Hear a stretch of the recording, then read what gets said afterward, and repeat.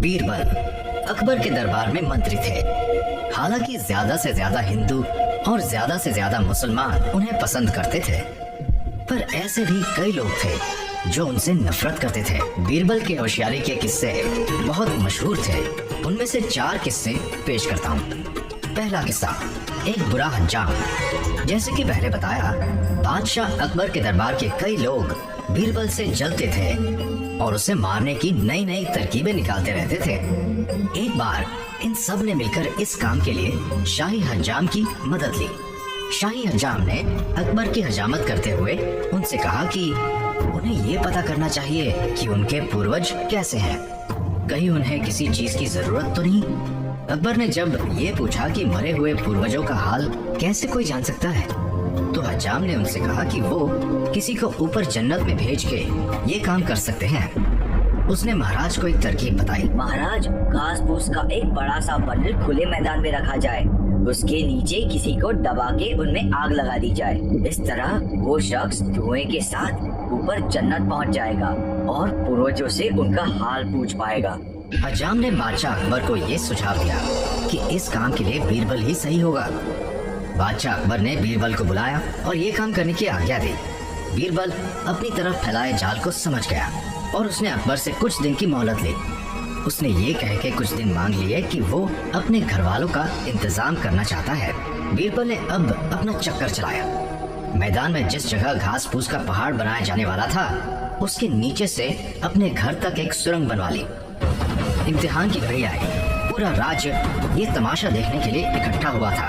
अब जैसे ही घास फूस को आग लगाई गई और लोग त्राही त्राही करने लगे, बीरबल नीचे से गुफा से होते हुए अपने घर निकल गया। उनके दुश्मनों ने ये सोच के जश्न मनाया कि अब तक तो बीरबल जल के राख हो गया होगा, पर ऐसा कुछ नहीं हुआ था। 6 महीने बाद दाढ़ी बढ़ाए हुए बीरबल अकबर के दरबार में वापस पहुंचे। उन्होंने अकबर से कहा कि उनके पूर्वज बिल्कुल सही सलामत हैं, पर उन्हें ऊपर नाई की कमी अक्सर रहती है, तभी तो उनकी दाढ़ी भी इतनी बड़ी हुई है। बीरबल ने अकबर को सुझाव दिया कि इस काम के लिए सबसे अच्छा तो शाही नाई ही होगा। होना क्या था, अपनी जान बचाने के लिए शाही नाई दुम दबा के भागा। दूसरा किस्सा, मान गई बेगम। एक बार ऐसा हुआ कि अकबर की बेगम के भाई ने उनसे कहा कि वो अकबर के मंत्री बनना चाहते हैं। अब भाई की बात कैसे टाल सकती थी बेगम, और इसलिए वो पहुंच गई बादशाह अकबर के पास अपने भाई की दुहाई लेके। अकबर ने कहा कि वो बिना वजह बीरबल को इस नौकरी से नहीं निकाल सकते, पर बेगम ने अपने शौहर को इस मुश्किल से निकालने का तरीका बताया। वो बोली, उसे कोई नामुमकिन काम दीजिए, वो उसमें हार जाएगा और फिर।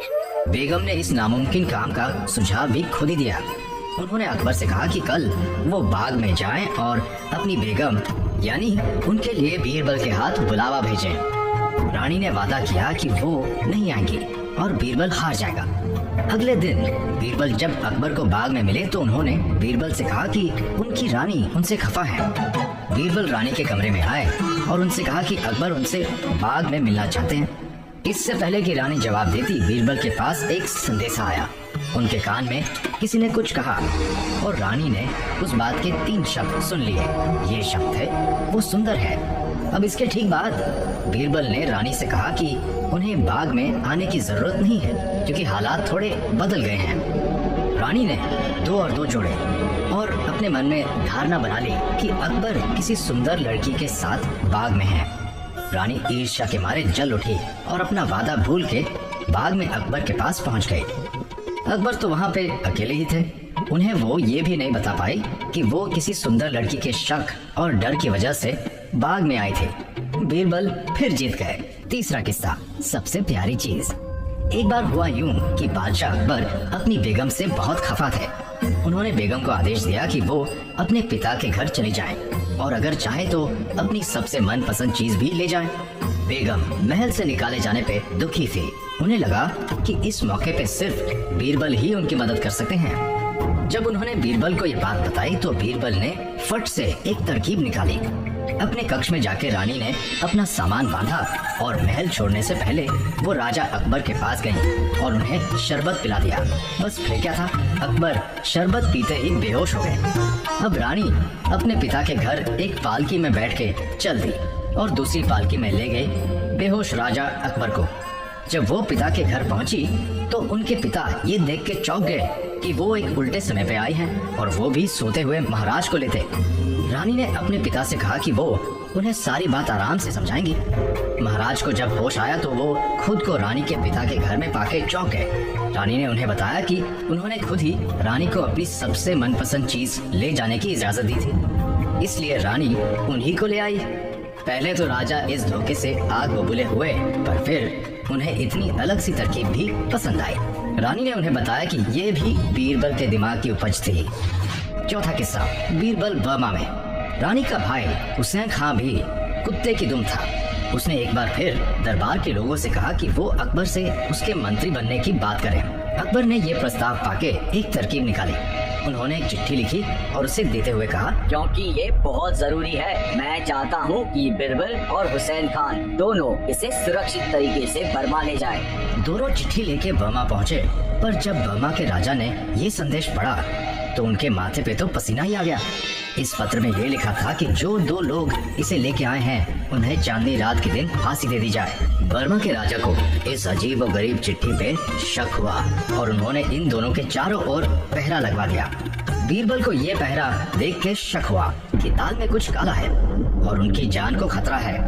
उसने हुसैन से कहा कि जब राजा उनसे कुछ भी कहे तो हुसैन बीरबल की हाँ में हाँ मिलाए।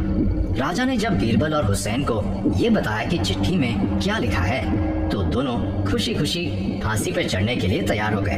बर्मा के राजा का तो दिमाग ही घूम गया। बीरबल ने उन्हें और चक्कर में डालने के लिए कहा, बात ये है कि जो यहाँ आज मारा जाएगा वो अगले जन्म में इस देश का राजा बनेगा।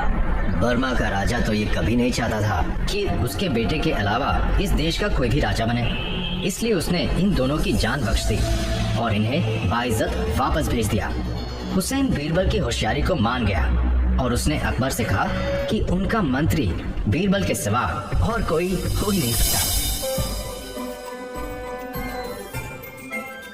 यह वीडियो अमर चित्र कथा की कॉमिक पे आधारित है। इस कॉमिक को खरीदने के लिए ऊपर वाले लिंक पर क्लिक करें। अमर चित्र कथा स्टोरीज का हर नया एपिसोड देखने के लिए बेल आइकॉन पे क्लिक करके सब्सक्राइब करें। और अगर आपको ये वीडियो पसंद आया तो लाइक, शेयर और कमेंट करना भूलिए।